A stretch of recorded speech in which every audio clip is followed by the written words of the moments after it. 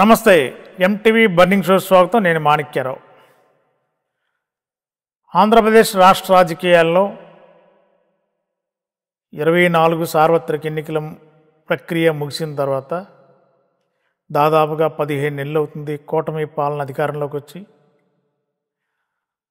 ప్రతిపక్షంలో ఉన్న వైఎస్ఆర్సీపీ ఒక సంవత్సరం కాలం తర్వాత కూటమి ఇచ్చిన హామీలు, సూపర్ సిక్స్లో ఏ హామీలు ఇచ్చారో అమలు చేసే తీరుకి వైఎస్ఆర్సీపీ రాష్ట్ర వ్యాప్తంగా కూడా అనేక ఆందోళన కార్యక్రమాలు చేపట్టింది. ఇప్పటికే 175 నియోజకవర్గాల్లో బాబు షూరిటీ గ్యారంటీ, మోసం గ్యారంటీ ఈ ట్యాగ్ లైన్తో వైఎస్ఆర్సీపీ అధిష్టానం ఇచ్చిన పిలుపు మేరకు అన్ని నియోజకవర్గాల్లో ఆ పార్టీ కొనసాగిస్తూ ఉంది. మరి వేళ ఏలూరు జిల్లా చింతలపూడి అసెంబ్లీ రిజర్వ్ నియోజకవర్గం.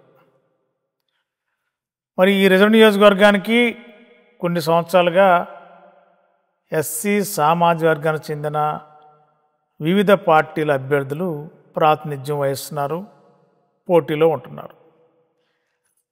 మరి ఏ పార్టీ అయినా సరే ఎస్సీ రిజర్వ్ నియోజకవర్గాల్లో ఎస్సీ సామాజిక వర్గానికి సంబంధించిన వ్యక్తులు మాత్రమే పోటీలో ఉంటారు. మరి 2019, 2024 ఇట్లా చూసుకుంటే చింతలపూడి నియోజకవర్గంలో 2019లో ఉన్నమట్ల ఎలిజా గారు వైఎస్ఆర్సీపీ అభ్యర్థిగా గెలిచారు.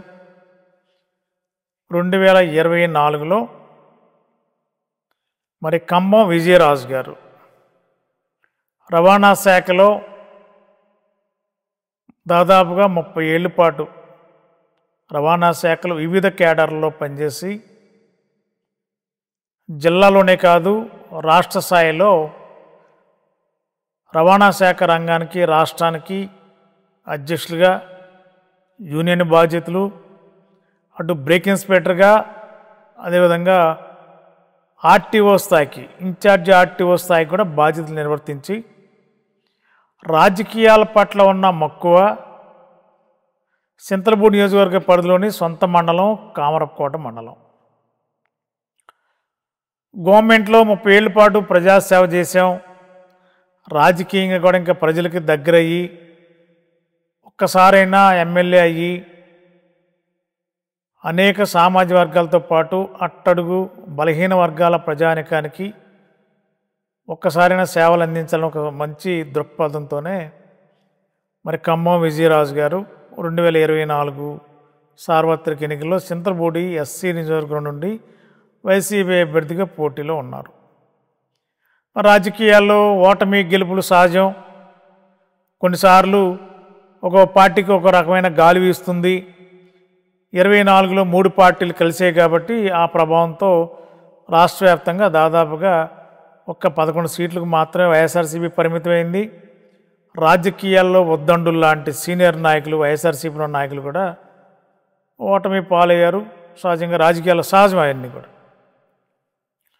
ఓటమిని జీర్ణించుకుని మళ్ళీ నియోజకవర్గంలో అడుగుపెట్టడం అంటే ధైర్యం ఉండాలి, సాహసం ఉండాలి నాయకుడికి. ఎందుకంటే ఒకసారి పోటీ చేసి ఓడిపోయిన తర్వాత మళ్ళా ప్రజల్లోకి వెళ్ళాలంటే దానికి వ్యయం, ఖర్చులు, ప్రజలకి అనేక రకాలుగా సర్వీస్ అందించాలంటే చాలా రకాల ఇబ్బందులు ఉంటాయి. అవన్నీ కూడా రాజకీయాల్లో ఉన్న వాళ్ళకంటే ప్రజానికానికి కూడా బాగా తెలుసు. మరి అలాంటి పరిస్థితుల్లో ఇవాళ చింతలపూడి అసెంబ్లీ నియోజకవర్గం నుండి వైఎస్ఆర్సీపీ ఇన్ఛార్జిగా కొనసాగుతూ ఈ గత సంవత్సరం 14 నెలల కాలంలో ఓడిపోయామనే బాధ కానీ, ఆవేదన కానీ అవి ఏమీ కూడా లేకుండా ప్రజలకు సేవ చేయాలి. పార్టీ అధిష్టానం, పార్టీ అధినేత వైఎస్ జగన్మోహన్ రెడ్డి గారు ఏం ఆదేశాలు ఇస్తారో ఆదేశాలని పాటించాలనే ఒక మంచి సంకల్పం, లక్ష్యంగా అడుగులు వేస్తున్నారు చింతలపూడి అసెంబ్లీ నియోజకవర్గం వైఎస్ఆర్సీపీ ఇన్ఛార్జి ఖమ్మం విజయరాజు గారు. మరి ఈ రోజున ఎంటీవీ స్టూడియోలో, ఎంటీవీ బర్నింగ్ షోలో మరి ఈ గత 15 నెలల కూటమి పాలన, అదేవిధంగా చింతలపూడి నియోజకవర్గంలో అసలు రాజకీయాల్లోకి ఎందుకు రావాలనుకున్నారు, రాజకీయాలు ప్రభుత్వంలో ఉన్న ఉద్యోగి విధి విధానాలు వేరుగుంటాయి. ప్రభుత్వంలో ఉన్న ఉద్యోగి కూడా ప్రజలతో సంబంధాలు ఉన్నా కూడా రాజకీయ సంబంధాలంటే కొంత ఎంత లేదైనా నాయకుడి పట్ల ప్రజల్లో కేడర్లో కూడా కొంత దగ్గరగా సంబంధాలు ఉంటాయి. ఒక విధంగా చెప్పాలంటే రకరకాలుగా కూడా మాట్లాడే అవకాశాలు, చాలా స్వేచ్ఛ ఉంటుంది కాబట్టి ఆ స్వేచ్ఛాయుతంగా మాట్లాడే అవకాశాలు ఎక్కువగా ఉంటాయి. అయినా సరే ఒక గెస్టెడ్ ఆఫీసర్గా మరి రిటైర్డ్ అయిన తర్వాత రాజకీయాల్లోకి రావడం జరిగింది. ఇప్పుడు వైఎస్ఆర్సీపీ ఇన్ఛార్జిగా కొనసాగే పరిస్థితి ఉంది, కొనసాగుతూ ఉన్నారు. పార్టీ ఏ నిర్ణయం ఇస్తే ఆ నిర్ణయం ప్రకారం పనిచేస్తున్నారు. చింతలపూడి నియోజకవర్గంలో వైఎస్ఆర్సీపీ ప్రస్తుతం ఎలాగుంది, కేడర్ ఎలాగున్నారు, సమన్వయం ఎలాగుంది, ఇన్ఛార్జి పట్ల ప్రజలు ఉన్న అభిప్రాయాలు ఏంటి, ముఖ్యంగా 4 మండలాల్లో ఉన్న వైఎస్ఆర్సీపీ ముఖ్య నాయకుల అభిప్రాయాలు ఎలాగున్నాయి, వీటిపైన మన ఎంటీవీ బర్నింగ్ షోలో మరి ఖమ్మం విజయరాజు గారు సహజంగా రాజకీయాల్లో రాకముందే దాదాపుగా నాకు 25 ఇయర్స్ నుంచి మంచి ఆప్తులు, ఎక్కడ జర్నలిస్టుల పరంగా ఏ చిన్న సమస్య ఉన్నా కూడా, జిల్లాలో ఏ మూలన ఉన్నా, రాష్ట్రాలు ఎక్కడున్నా కూడా మేము జర్నలిస్టుల పరంగా ఏదన్నా ఫోన్ చేస్తే ఇమీడియట్గా రెస్పాండ్ అయ్యి మీడియా పట్ల జర్నలిస్టులకు ఏదైనా అవసరం ఉంది వాటిని వెంటనే క్షణాల్లో తీర్చగల ఒక మంచి అధికారి ఖమ్మం విజయరాజు గారు. నాకు అత్యంత ఆత్మీయులు కూడా. మరి ఉద్యోగంలో ఉన్నప్పుడు చాలా సందర్భాల్లో వారు మేము మాట్లాడుకున్న సందర్భాలు, ఒకరికొకరు సలహాలు ఇచ్చుకున్న సందర్భాలు. అయితే ఆనాడు కూడా గత 10 ఏళ్ల క్రితం కూడా 2009 టైంలో కూడా పోటీ చేయాలని ఒక అభిప్రాయానికి అప్పుడే వచ్చినప్పుడు కూడా కొన్ని రాజకీయ పరిస్థితులు అనుకూలించాలి, ఒకసారి కుదురుతుంది కుదరదు. మరి ఆ రోజు కూడా మరి మాలాంటి సీనియర్ జర్నలిస్టులతో ఆప్తులతో కూడా మాట్లాడారు. రాజకీయాల్లో మరి ఇట్లా ఉండాలి అని చెప్పినప్పుడు కొత్తగా రాజకీయాలకు రావాలంటే రకరకాల ప్రయోగాలు ఉంటాయి. ఆ ప్రయోగాల్లో సీనియర్లు తట్టుకోవాలా, నియోజకవర్గాల్లో పెద్దలను తట్టుకోవాలి, ఇవన్నీ ఉంటాయి. వీటిని క్రోడీకరించుకుని వెళ్ళాలంటే కష్టమైనప్పటికి కూడా ఎలాగైనా సరే మొత్తానికి 2009 తర్వాత 14న ఆగారు. 14 కూడా ఛాన్స్ రావాలి కానీ అవ్వలేదు. 19లో కుదరలేదు. 24లో ఛాన్స్ వచ్చింది, పోటీ చేశారు. ముందు గెలుపు కంటే ఒక ఇన్ఛార్జిగా ఎమ్మెల్యే అభ్యర్థిగా పోటీలు ఉన్నారు కాబట్టి కొంత మేరకు సంతృప్తికరంగానే ఉంటున్నారని చెప్పి భావిస్తున్నాం. మరి ఈ రానున్న రోజుల్లో భవిష్యత్తులో మరి ఖచ్చితంగా ఎమ్మెల్యే కావాలని కాంక్ష ఉంది. ఆ కాంక్షకు అనుగుణంగానే నిరంతరం చింతలపూడిలో పనిచేస్తున్నారు. రాజకీయాల్లో ఎంత పనిచేసినా అసంతృప్తి ధోరణులు క్షణం వినిపిస్తూనే ఉంటాయి. ఎవరిని సాటిస్ఫై చేయాలని అంత ఈజీగా అది ఏ స్థాయి నాయకుడికి కాదు, నియోజకవర్గ ఎమ్మెల్యే అభ్యర్థికే కాదు, రాష్ట్రాలు ఉన్న పార్టీ అధ్యక్షులు కానీ, ముఖ్యమంత్రులకు కానీ, మాజీ ముఖ్యమంత్రులు కానీ ఎవరికి సాధ్యపడే పని కాదు. అది ఈ వ్యవస్థలో ఉన్న కొన్ని లోపాలు, వ్యవస్థలో ఉన్న కొన్ని ఇబ్బందులు అవి. కాబట్టి ఇప్పుడు ప్రస్తుతం చింతలపూడిలో వైఎస్ఆర్సీపీ పార్టీ పరిస్థితి ఏంటి, ఖమ్మం విజయరాజు గారు అడుగులు ఏ విధంగా వేయబోతున్నారు, వాటిపైన క్షుణ్ణంగా విజయరాజు గారిని ఉన్నది ఉన్నట్టుగా నియోజకవర్గంలో ఏం జరుగుతుందో మాట్లాడదాం. ఉన్నది ఉన్నట్టుగా విజయరాజు గారు చెప్పే ప్రయత్నం ఈ ఎంటీవీ బర్నింగ్ షోలో చేస్తారని చెప్పి ఆశిస్తున్నాం. గుడ్ ఈవినింగ్ సార్, బాగున్నారా? బాగున్నారు సార్. ఏంటి రాజకీయాల్లోకి మీరు ఇప్పుడు నేను చెప్పిన ఇంట్రడక్షన్ ప్రకారం ఎప్పుడో రావాలనుకున్నారు, రాజకీయాల్లో టైం కూడా రావాలి, టైం రాకుండా మనకి ఏది సాధ్యపడదు. 24లో టైం వచ్చింది, పార్టీ మీకు అధిష్టానం టికెట్ ఇచ్చింది, కష్టపడ్డారు. సరే రాజకీయాల్లో గెలుపులు సహజం, ఓటమిలు సహజం కాబట్టి అది పట్టించుకునే అవసరం లేదు. ఎట్లా ఉంది చింతలపూడి నియోజకవర్గంలో ఇప్పుడు ఈ 15 నెలల కూటమి ప్రభుత్వం వచ్చిన తర్వాత మీ నియోజకవర్గంలో అధికార పార్టీ చేస్తున్న కార్యక్రమాలు ఎలా ఉన్నాయి, హామీలు ఎలాగ ఉన్నాయి, వాటి మీద ఇన్ఛార్జిగా మీ పోరాటం ఏ విధంగా ఉంది? చింతలపూడి నియోజకవర్గంలో 2024లో నేను వైఎస్ఆర్సీపీ పార్టీ తరఫున ఎమ్మెల్యేగా పోటీ చేశానండి. అయితే భారీ మెజార్టీతో గెలుస్తాం అనుకున్నాం, కానీ విధి వక్రించింది. ఇందాక మీరు అన్నట్టు జయాపజయాలు దైవ నిర్ణయాలు. మనం ఫలితం మనం ఆశించకుండా పనిచేయాలి. ఆ ఉద్దేశంతోనే నేను కంటెస్ట్ చేశాను. ప్రజలకు దగ్గరగా వెళ్ళాను. ఎందుకంటే నేను దాదాపు 30 ఏళ్ళు సర్వీస్ చేశాను. ఇంకా 2 ఏళ్ళు నాకు రిటైర్మెంట్ ఉందనగా కూడా పార్టీ వాలంటరీ రిటైర్మెంట్ తీసుకుని 2 ఏళ్ళు సర్వీస్ ఉండగా పార్టీలోకి వచ్చాను. జగన్మోహన్ రెడ్డి గారి ఆశీస్సుల మేరకు నాకు చింతలపూడి నియోజకవర్గ అభ్యర్థిగా వైఎస్ఆర్సీపీ పార్టీ అభ్యర్థిగా ఇవ్వటం జరిగింది, పోటీ చేయటం జరిగింది. అయితే దురదృష్టవశాత్తు నేను ఓడిపోయాను.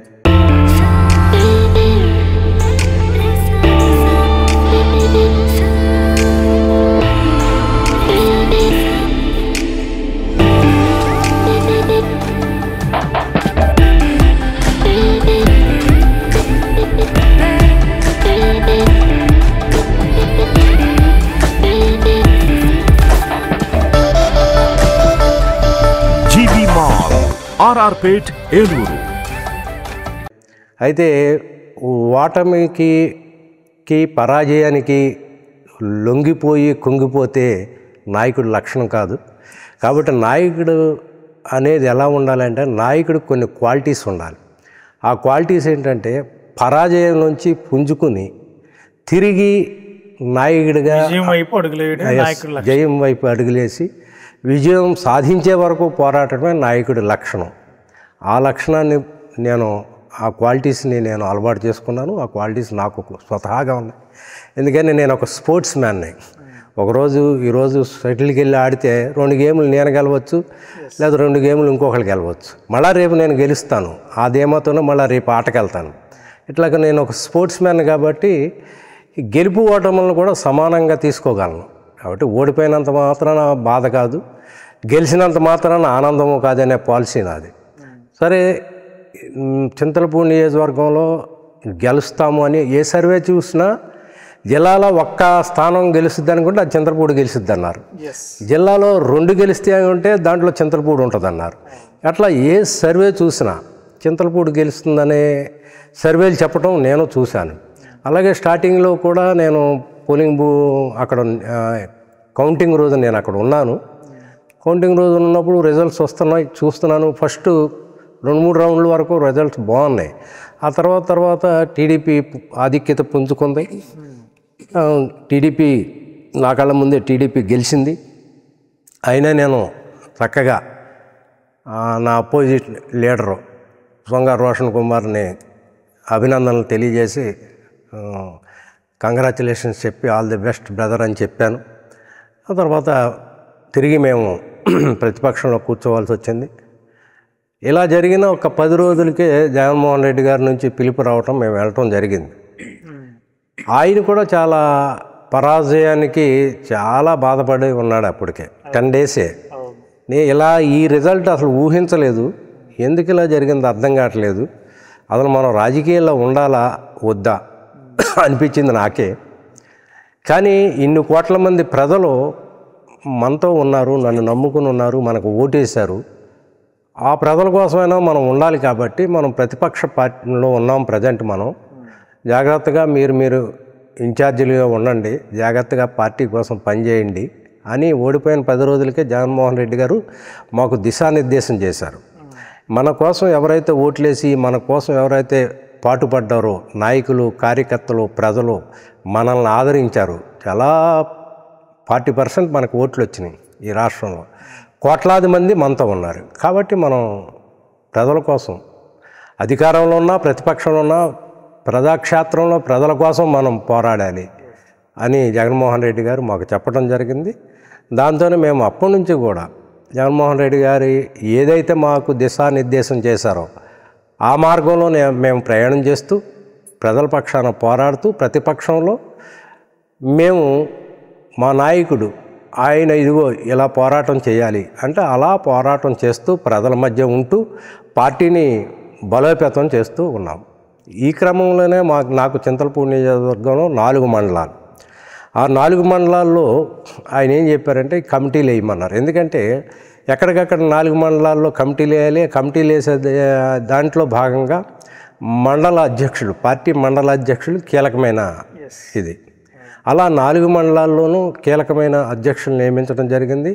ఇప్పుడు బాబు షూరిటీ మోసం గ్యారెంటీ అనే కార్యక్రమం ఇది చంద్రబాబు నాయుడు గారు, పవన్ కళ్యాణ్ గారు ఇద్దరూ కలిసి మీరు మాకు ఓట్లేసి గెలిపిస్తే మేము ప్రజలకి ఇగో ఇవి ఇస్తామని సూపర్ 6, సూపర్ 7 హామీలు ఇచ్చారు. ఆ హామీల్లో ఎంతవరకు అమలు చేశారనేది వాళ్ళు ఇచ్చిన అసలు ముందు హామీలు. ఆ క్యూఆర్ కోడ్లో మాకు ఒక పాంప్లెట్ ఇచ్చారు, ఒక క్యూఆర్ కోడ్ ఇచ్చింది జగన్మోహన్ రెడ్డి గారు. దాంట్లో ఆ క్యూఆర్ కోడ్ ఓపెన్ చేస్తే ఈ కూటమి ప్రభుత్వం అనేక రకమైన వాగ్దానాలు ఇచ్చింది. ఈ కూటమి ప్రభుత్వం ఇచ్చిన వాగ్దానాలు ఎంతవరకు అమలు చేశారనేది మేము ఇప్పుడు ప్రజల మధ్యకి తీసుకెళ్తున్నాం. ప్రతిపక్షంలో ఉన్నాం కాబట్టి ఈ ప్రభుత్వము ఇచ్చిన హామీలు వాళ్ళు అమలు చేయాలనేది మా ఉద్దేశం. వాళ్ళు ఇచ్చిన హామీలు కూడా చంద్రబాబు నాయుడు గారు చాలా సీనియర్ నాయకుడు, మరి అంతకుముందు చాలా సీనియర్ సీఎంగా పనిచేసిన అనుభవం ఉంది, ఉమ్మడి రాష్ట్రంలోకి పనిచేసిన అనుభవం ఉంది. అలాగే ఈ కొత్తగా ఆంధ్రప్రదేశ్ విడిపోయిన తర్వాత, రాష్ట్రం ఏర్పడిన తర్వాత 14 నుంచి 19 వరకు చేసిన అనుభవం కూడా ఉంది. అలాంటి ఆయన మేనిఫెస్టో ఇచ్చాడంటే మేనిఫెస్టో అమలు చేస్తాడని అందరూ అనుకున్నారు, ప్రజలు కూడా. కానీ చంద్రబాబు నాయుడు గారు ఎప్పుడు చెప్పినా ప్రజల్ని మోసం చేయటమే అలవాటుగా పెట్టుకున్నాడు అనేది మేనిఫెస్టో చూస్తే మనకు తెలుస్తుంది. ఆ మేనిఫెస్టోలో సూపర్ 6 హామీలు అన్నారు. అదేంటంటే ఫస్ట్గా దాదాపు 20 లక్షల ఉద్యోగాలు 5 ఏళ్లలో ఇస్తా అన్నారు. అంటే సంవత్సరానికి 4 లక్షల ఉద్యోగాలు తీయాలి. అలాగే జాబ్ క్యాలెండర్ ప్రతి జనవరిలోనూ జాబ్ క్యాలెండర్ ఇస్తా ఉన్నారు. అంతేకాదు చంద్రబాబు నాయుడు గారు అట్టహాసంగా ఒక సంతకం, తొలి సంతకం మెగా డిఎస్సి అని తొలి సంతకం పెట్టారు. మెగా డిఎస్సి అన్నారు. ఆ మెగా డిఎస్సిలో పోస్టులు ఏంటంటే 16,000 పోస్టులు. దానికి మెగా డిఎస్సి అని పేరు పెట్టారు. ఆ మెగా డిఎస్సి పేరు పెట్టి ఆ తొలి సంతకం పెట్టి ఆర్భాటంగా చేస్తే, కానీ మీరు అన్నట్టు ఇందాక 14-15 నెలల్లో అది కనీసం ఒక్క అంగుళం కూడా కదల్లా. ఇంకా దాన్ని బట్టి ఆయన చిత్తశుద్ధి ఏంటో తెలుస్తుంది. చంద్రబాబు నాయుడు గారు మాటల మనిషే కానీ చేతల మనిషి కాదని. ఇంకొకటి నిరుద్యోగ భృతి 3,000 ఇస్తా అన్నారు. ఈ రాష్ట్రంలో కొన్ని లక్షల మంది నిరుద్యోగులు ఉన్నారు. వాళ్ళందరికీ 3,000 చొప్పున 14 నెలలు, ఒక్కొక్కరికి 14 నెలలకి ఈ డబ్బులన్నీ ఆయన ఇవ్వాలి. ఆయన ఆ డబ్బు నిరుద్యోగ భృతి 3,000 చొప్పున ఇవ్వలేకపోయాడు. అలాగే అమ్మ ఒడి అని దాన్ని తల్లికి వందనం పెట్టారు. అమ్మ ఒడి వైఎస్ఆర్సీపీ, తల్లికి వందనం అని చెప్పారు. తల్లికి వందనం చొప్పున ఎంతమంది ఉంటే అన్ని 15,000 వేస్తా అన్నారు. వేస్తే మేము పోరాటం చేసిన తర్వాత మొదటి సంవత్సరం అసలు ఏది ఆయన పట్టించుకోలే. మేము పోరాటం చేయగా అప్పుడు కొంతమందికి వేసి చేతులు దులిపేసుకున్నారు. అది కూడా 13,000 చొప్పున వేశారు ఈ తల్లికి వందనం. అంటే వైఎస్ఆర్సీపీలో కూడా 13,000 వేసారు కాబట్టి మేము 13 వేసాం. ఆ 2,000 ఆ స్కూల్ మెయింటెనెన్స్, ఇంకా మెయింటెనెన్స్ కోసం అనేది గతంలో వైఎస్ఆర్సీపీ చెప్పింది. ఇప్పుడు టీడీపీ అదే బాని చెప్తుంది బయట. అది కరెక్టే. ఏమన్నారు, 2 సంవత్సరాలకి 13 అన్నా వేయాలి కదా. ఒక 13,000 వేసి చేతులు దులుపుకున్నారు. అది నేను అనేది.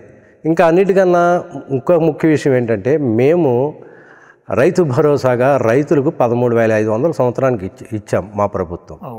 చంద్రబాబు నాయుడు గారు వచ్చిన తర్వాత దాన్ని 20,000 చేశారు. రైతులకు 20,000 ఇస్తా ఉన్నారు. 2 ఏళ్ళు గడిచింది. 2 ఏళ్ళు అంటే జూన్లో వేయాలి, ఎందుకంటే వర్షాలు పడే టైంలో రైతులకి వేస్తే అది వాళ్ళకు ఉపయోగకరంగా ఉంటుంది. పంటలకి ఎరువులు కొనుక్కోవడానికి కానీ, పంటలు స్టార్ట్ చేయడానికి కానీ. ఆ రకంగా చూస్తే పోయిన జూన్లో వేయాలి, ఈ జూన్లో వేయాలి. ఆయన అన్నదాత సుఖీబాబు 7,000, దానికి అన్నదాత సుఖీబాబా అనే పేరు పెట్టారు. దానికి 20,000 ఇస్తా అన్నారు. అంటే సెంట్రల్ గవర్నమెంట్ ఇచ్చేదాంతో కలిపి 20,000 ఇస్తా ఉన్నారు. ఆ 20,000 అంటే 40,000 ఇవ్వాలి. ఇప్పటికీ ఏమీ లేదు. మొన్న ఈ మధ్యన అరాకొరగా 2,000 కొంతమందికి, 5,000 కొంతమందికి పడినాయి అన్నారు.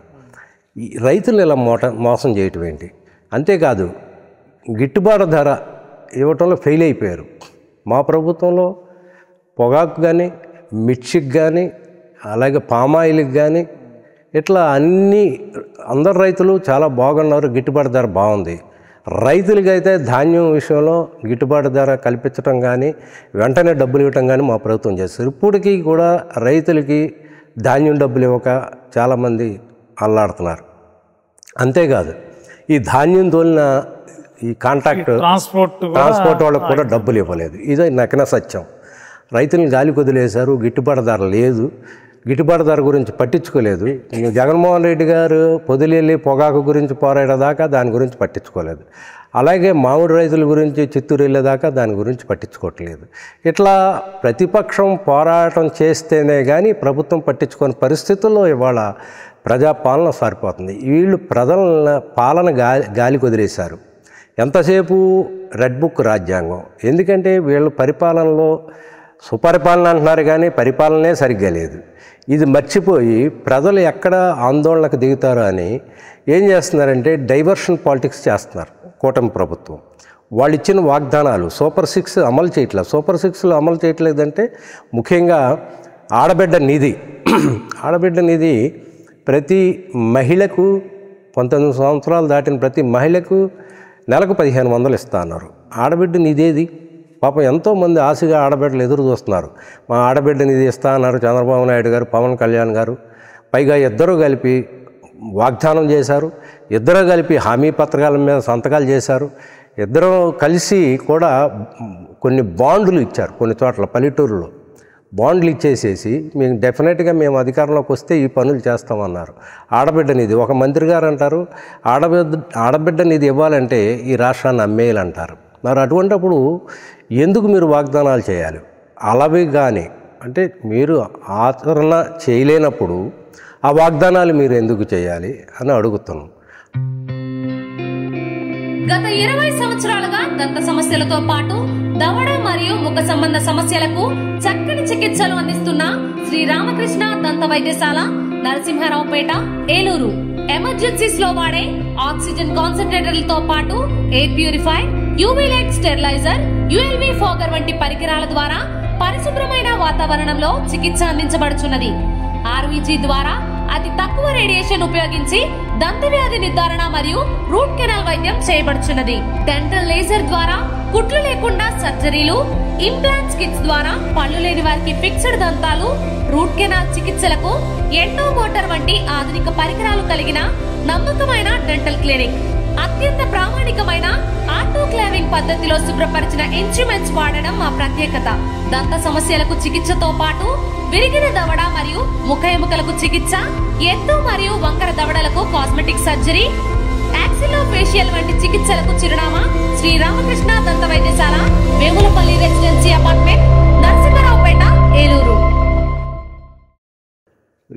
నిరుద్యోగ భృతి లేదు, ఆడబిడ్డ నిధి లేదు, రైతు భరోసా లేదు, ముఖ్యంగా జాబు క్యాలెండర్ లేదు, మెగా డిఎస్సి లేదు. 50 ఏళ్ళు దాటితే ఎస్సీ ఎస్టీ బీసీలకి పెన్షన్ 4000 ఇస్తా అన్నారు. ఆ డబ్బు ఏది? ఇట్లా ప్రజల్ని ముఖ్యంగా ఉచిత బస్సు ఏది? అలాగే గ్యాస్ 3 సిలిండర్లు అంటున్నారు. ఎప్పుడు మీరు అన్నట్టు 15 నెలలు దాటిపోయింది, రేపు 15 అంటున్నారు. ఆ తర్వాత ముహూర్తం ఇంకా పెంచుతారేమో ఎవరో తెలుసు. ఇప్పుడు మాట అంటే జగన్మోహన్ రెడ్డి గారు ఉన్నారు. ఆయన మేనిఫెస్టో అంటే ఆ మేనిఫెస్టో నాకు ఒక భగవద్గీతతో సమానం, ఒక ఖురాన్, ఒక బైబిల్తో సమానం అని జగన్మోహన్ రెడ్డి గారు అన్నారు. ఆయన అన్నట్టుగానే అన్నీ చేశారు. ఇంకొక గొప్ప విషయం ఏంటంటే వీళ్ళు 20 లక్షల ఉద్యోగాలు అన్నారు. ఆ లెక్కను చూసుకుంటే సంవత్సరంలో 4 లక్షల ఉద్యోగాలు వీళ్ళు ఇవ్వాలి. 4 ఉద్యోగాలు కూడా ఇచ్చిన దాఖలాలు లేవు. మనకి డిఎస్సి లేదు కదా, 16,000 మెగా డిఎస్సి లేదు, ఎక్కడ ఉద్యోగాలు ఇచ్చిన దాఖలా లేదు, ఓన్లీ కాగితం మేరకు ఉంటుంది. కానీ జగన్మోహన్ రెడ్డి గారు ఏం చేశారు తెలుసా? దేశ చరిత్రలోనే దాదాపు 134,000 గ్రామ స్వరాజ్యం కోసం సచివాలయ ఉద్యోగులను ఏర్పాటు చేశాడు. 2,75,000 వాలంటీర్లను ఏర్పాటు చేశాడు. అలాగా ఆయన 1 ఇయర్లోనే చెప్పకుండా 4 లక్షల ఉద్యోగం ఇచ్చిన ఘనత జగన్మోహన్ రెడ్డి గారిది. కానీ చెప్పి సంవత్సరానికి ఎంత లేదన్నా 4 లక్షల ఉద్యోగాలు ఇస్తా అన్న కూటమి ప్రభుత్వం ఉద్యోగాలు ఇవ్వడంలో ఫెయిల్ అయింది. సరిగదా? ఈ 2,75,000 వాలంటీర్లను ఉద్యోగం నుంచి పీకేశారు. పైగా వాళ్ళకేం చెప్పారు? 5,000 కాదు 10,000 ఇస్తామన్నారు. వాళ్ళ సర్వీసెస్ని అలా వాడుకున్నారు. ఆ రకంగా వాళ్ళ మోసం చేశారు. వాళ్ళ మోసం చేసి వాళ్ళ ఓట్లు కూడా వేయించుకుని అసలు వాలంటీర్ వ్యవస్థనే రద్దు చేశారు.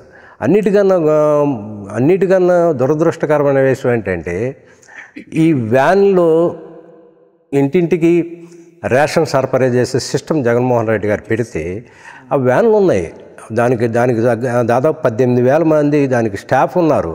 ఆ 18,000 మందికి పక్కకు తోసేశారు. అంటే ఏంటి, ఇస్తాము అంటారు కానీ ఉన్న ఎంప్లాయ్మెంట్నే పక్కకు తోసేసి దుర్మార్గమైన పరిపాలన చేస్తుంది కూటమి ప్రభుత్వం. రాష్ట్రం అంతా ఇప్పుడు వైఎస్ఆర్సీపీ నాయకులందరూ ఆరోపిస్తున్నది రెడ్ బుక్ పాలన. ఈ రెడ్ బుక్ వల్ల చాలామంది మీద ఇప్పటికే రకరకాల కేసులు పెట్టేసి జైల్లో పెట్టిన సందర్భాలు, జైలు కూడా మొగ్గుతున్న సందర్భాలు. చింతలపూడి నియోజకవర్గంలో విజయరాజు గారి మీద ఏదైనా రెడ్ బుక్ కేసు ఏమన్నా రిజిస్టర్ చేశారా? లేదండి, మీ కార్యకర్తల మీద కానీ మీ నాయకుల పైన పెద్దగా లేదండి. ఎందుకంటే మాది కొంచెం సహజసిద్ధంగానే పీస్ఫుల్ ఏరియా. పైగా నేను పోరాటం ప్రతిపక్షంలో ఉన్నాం కాబట్టి ప్రభుత్వం మీద పోరాటం చేస్తాం, కానీ మాకే నాయకుల మీద కక్షలు కార్పణ్యాలు లేవు. మా గమ్యం ఏంటంటే మేము ప్రతిపక్షంలో ఉన్నాం, పోరాటం చేస్తాం, ప్రభుత్వం మీద పోరాటం చేస్తాం. సిద్ధాంతపరమైన పోరాటం మాది. వ్యక్తిగత కక్షలు కార్పణ్యాలు మా నియోజకవర్గంలో లేవు, నాకు లేవండి. కాబట్టి మాకు రెడ్ బుక్ రాజ్యాంగం లేదు. మీ స్థానిక ఎమ్మెల్యే రోషన్ గారు మీ మీద వైఎస్ఆర్సీపీ నాయకుల మీద కానీ కార్యకర్తల మీద కానీ ఏమైనా ఆందోళన చేస్తానో లేదన్నా కార్యక్రమాలు చేస్తానో వాళ్ళు ముందు హౌస్ అరెస్టులు చేయడం కానీ లేదంటే కేసులు రిజిస్టర్ చేయడం అలాంటి సందర్భాలు ఏమైనా ఉన్నాయంటారు? అలాంటివి ఏమీ లేవండి మా నియోజకవర్గంలో. ఆయన కూడా ఆయన పని ఆయన చేసుకుంటున్నారు.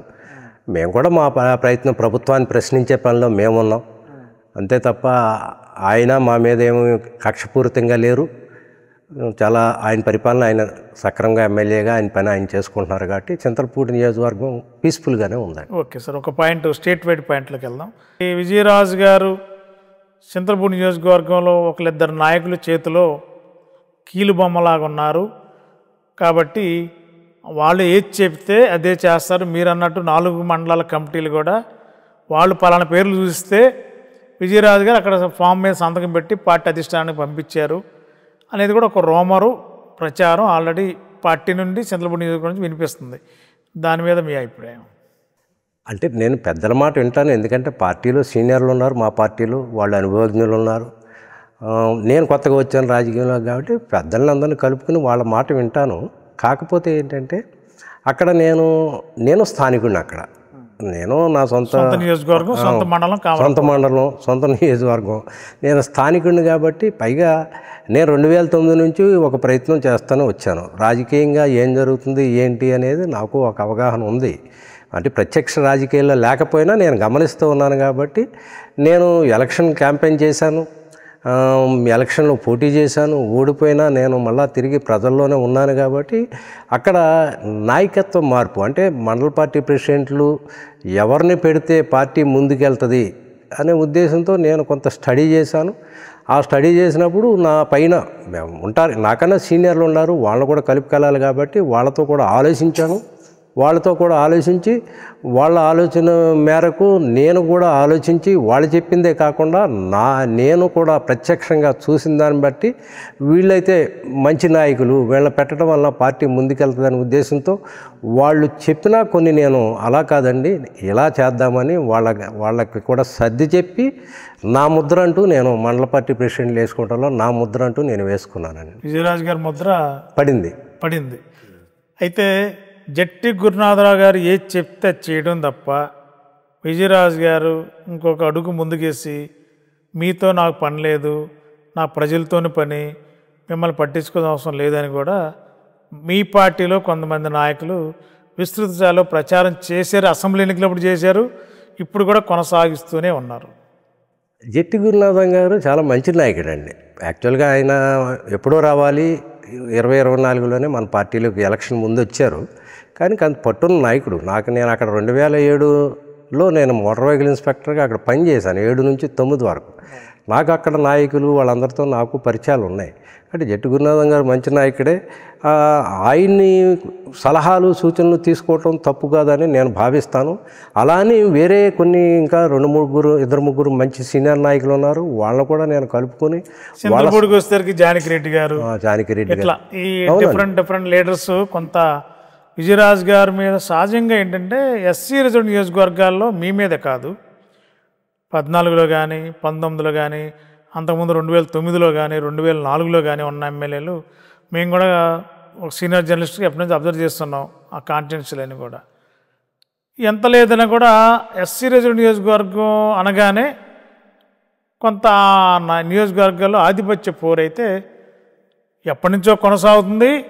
అది విజయరాజు గారి వరకు కూడా వచ్చిందని చెప్పి అనేది ఒక ప్రచారం. మరి మీరు ఆధిపత్య పోరుని అంటే వాళ్ళకి ఎదురు తిరగమని కాదు, కలుపుపోయే విధానంలో ఉన్నారా, లేదంటే మీ మీద అసలు ఆధిపత్య పోరు అనేది 24 అభ్యర్థిగా దిగిన దగ్గర నుంచి ఈ క్షణం వరకు అట్లాంటి అభిప్రాయం కానీ మీ నియోజకవర్గంలో మీ నియోజకవర్గంలో సీనియర్లు కానీ మీరు ఎల్లయ్య అంటే ఇంకొక ఆయన వచ్చి పొల్లయ్య అనే పరిస్థితి వచ్చి అలాంటి సిచ్యువేషను ఈ సంవత్సర కాలం ఎప్పుడైనా నడిచిందా? మీరు చెప్పినట్టు ఎస్సీ నియోజకవర్గంలో ఆధిపత్యం ఉంటుందండి. ఎందుకంటే సీనియర్లు ఉంటారు. వాళ్ళు ఏమనుకుంటారంటే ముఖ్యంగా దళితులు ఎమ్మెల్యే చేయటం అనేది వాళ్ళకు ఒక రకమైన చిన్నచూపుగానే ఉంటుంది. ఇది రాజ్యాంగం కల్పించింది కదా, రాజ్యాంగం ఎవరేం చేయలేదు. భారత రాజ్యాంగం అంబేద్కర్ గారు ఇచ్చింది. ఇచ్చినప్పుడు ఏం చేస్తారంటే ఎంత లేదన్నా కూడా ఈ రాష్ట్రంలో కాదు ఈ దేశంలోనే కానీ కులాహంకారం ఉంటుంది, లేకుండా ఉండదు. ఇంకోట్లో దళితులు ఎమ్మెల్యే అనేప్పటికీ ఏం చేస్తారంటే అక్కడ ఉన్న సీనియర్ నాయకులు వాళ్ళ పట్టు సాధించుకోవటం కోసం, వాళ్ళ పంతం నెగ్గించుకోవడం కోసం, వాళ్ళ నాయకత్వ ముద్ర వేసుకోవటం కోసం జనరల్గా వీళ్ళ మీద పెత్తనం చేయటానికి చూస్తారని అది ప్రతి చోట ఉంటుంది. ఎందుకంటే ఆర్థికంగా వాళ్ళు బలవంతులు కాబట్టి వాళ్ళు ఎంతో కొంత ఆర్థికంగా పార్టీకి దీనికి వీళ్ళకి సహాయం చేస్తూ అప్పటికే వాళ్ళు నాయకత్వం పుంజుకుని ఉంటారు, నాయకులుగా ఉంటారు. ఎస్టాబ్లిష్డ్ నాయకుడిగా లీడర్ తప్పు కాదు, అనుభవం అపారమైన అనుభవం ఉండడం తప్పు కాదు. అదే జనరల్ నియోజకవర్గాల్లో కూడా మీరు చెప్పిన సీనియర్ నాయకులు ఉన్నారు.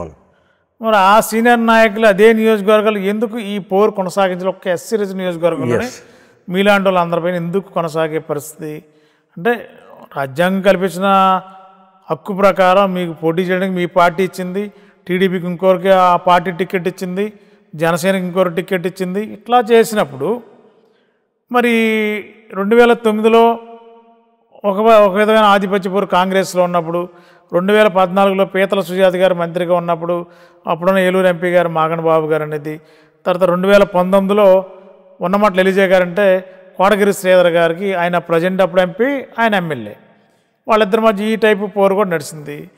మరి ఇప్పుడు చింతలపూడిలో ఇన్ఛార్జిగా మీరున్నారు 24లో, మీ పైన ఆధిపత్య పోరు కంటే మాజీ ఎంపీ శ్రీధర్ గారు కూడా మరి ఆయన సొంత నియోజకవర్గం మీ మండలమే, ఆయన మండలం కూడా కామరకోట మండలమే కాబట్టి ఆయన కూడా కొన్ని పేర్లు సూచించేటప్పుడు కొన్ని విషయాల్లో మీరు ఆయన ఏకాభిప్రాయంకి వచ్చినా కొన్ని పేర్లు కొన్ని విభేదించే పరిస్థితులు వచ్చి ఇవాళ కొంత పార్టీలోనే ఉంటూ దూరంగా ఉండే పరిస్థితి శ్రీధర్ గారు కూడా ఉన్నారు.